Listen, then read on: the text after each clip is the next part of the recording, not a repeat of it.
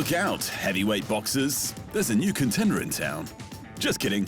It's Sonny Bill Williams again, the All Blacks icon turned boxing sideshow, gearing up for another bout nobody asked for. But hey, this was combat sports in 2025. Unless you live in Australia or New Zealand, this meant nothing to you. But down there, Sonny Bill was a two-time Rugby World Cup champ and a former NRL beast. On the field, he was a weapon, so they all kept pretending his boxing career mattered. That time, he was squaring off with Australian Paul Gallen, another ex-footy legend who once captained the Cronulla Sharks to their first NRL title, which, for the uninitiated, is basically Rugby League's version of the Super Bowl. I'm prepping to stop him, but I'm prepping to go 8 rounds as well. When it comes to trash talking, that's not my go, bro. I don't get involved in that kind of game. I never have in any of my fights. But with Paul, there's second-hand nature. This comes to him. This flows off the tongue, I guess. Let's be honest, neither man was worth mentioning in a comparison with someone like the man Sonny Bill recruited to help him prepare, Joseph Parker. Unlike Sonny, Parker more than earned the right to be called a boxer when he won the heavyweight world title. He's a legitimate pugilist talent worth spending your hard-earned money on. But here we are, talking about two retired rugby stars punching each other, because apparently that's more appealing to the public than watching an actual championship-level fighter like Parker throwing down against anyone. In fact, Williams would rather fight an ex-rugby player than a boxer. Not because it would be easier, which it would be, but because that's what makes it interesting. Yeah, it does. It does. It's not a Rugby World Cup or NRL title or Super Rugby title, but I don't want to lose to him. I don't want to lose to him, and that's a little bit of a fire in me. Backyard bragging rights was enough for Sonny to lace him up for a 10th time as a pro. That's pro in inverted commas because there's only 2 names on his resume that might ring a bell. The first is Francois Botha. This South African former champion fought them all. Tyson, Holyfield, Lewis, Klitschko, you name it. But he also lost to most of them. And he lost the belt when he failed a drug test. And by the time he met Sonny in 2013, Botha was 44 on a 3-fight skid and well past his sell-by date. Still, Sonny had to go the distance, and he won on points. The other name you might recognize on Williams' resume is combat legend Mark Hunt, one of the scariest fighters to ever put up his dukes. The Super Samoan won a K1 World Grand Prix, laid hands and feet and shins on a who's who of the Pride Fighting Championship, and became the UFC's poster boy for one-punch, walk-off knockouts. This guy was an absolute beast. Boy, he knew when he landed that, he just walked away. But when he boxed Sonny Bill, Hunt was 48, and Hunt still knocked Sonny out. That was 4 years ago, and Williams hasn't fought since. But why are we talking about Sonny now, and what does it mean for combat? It's because the Jake Paul effect has clearly gone global, and it's costing real fighters their livelihoods. Fame over form, hype over skill, and big purses for anyone with a Wikipedia page. Instead of paying big bucks to watch legitimate boxers, fight fans around the world are now paying to watch famous non-boxers with mediocre talent take on anyone with a name. If there's one silver lining though, it's that Sonny said this would be his last dance. If only the same were true for every celebrity fighter clogging up the pay-per-view queue.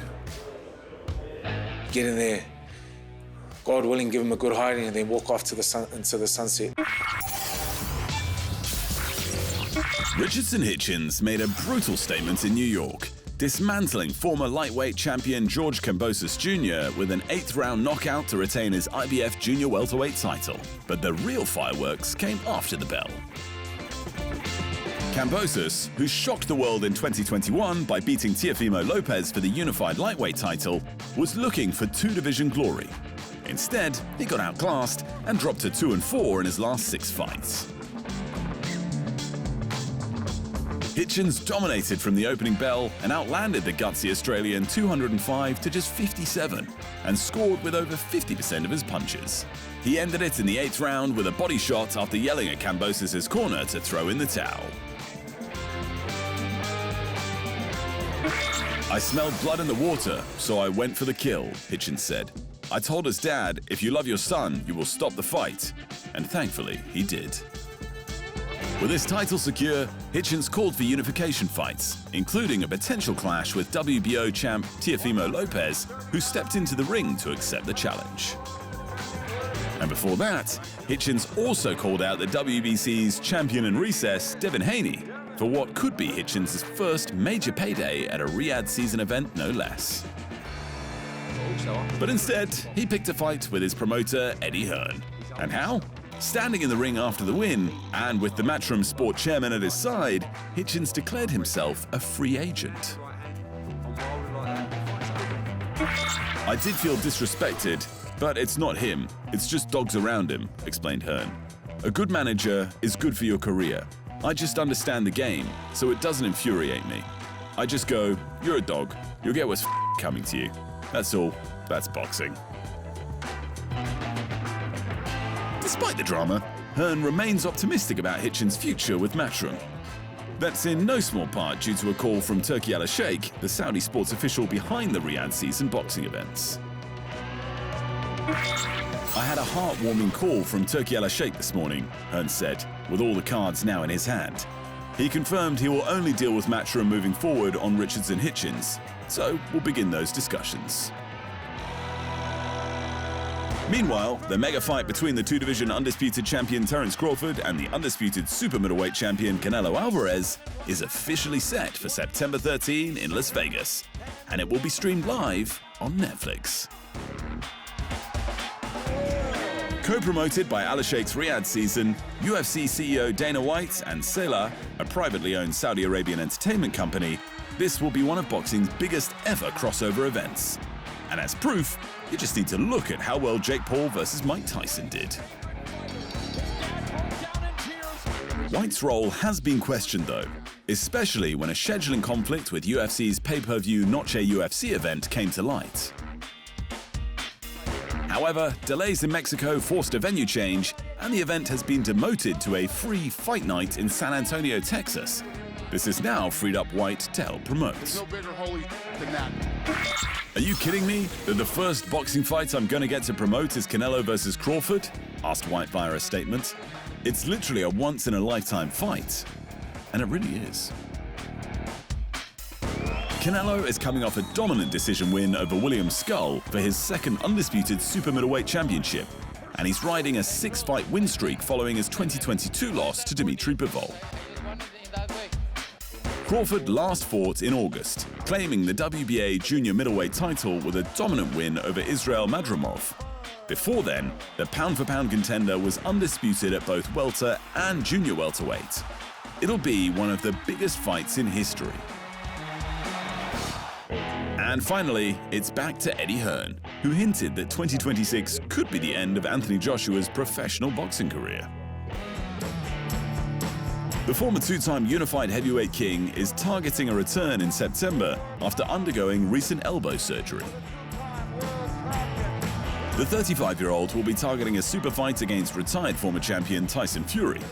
But Hearn said that fight is unlikely to happen in 2025, especially as Hearn believes that time is running out for AJ before he hangs up the gloves. I mean, you never know, but thinking about it, it's probably 3 fights away, predicted Hearn. If I'm advising AJ, I'm thinking, we're back this year, 2 Tyson Fury fights. What else is there to do? Joshua's September KO loss to Daniel Dubois still stings, and before that, AJ dropped 2 in a row to Alexander Usyk. Usyk and Dubois will battle again for the undisputed crown this July, and Joshua would happily take on the winner in a rematch for legacy and a monster payday. But for now, Joshua needs to focus on tempting Fury back for the big bucks Battle of Britain fans have been waiting years to see.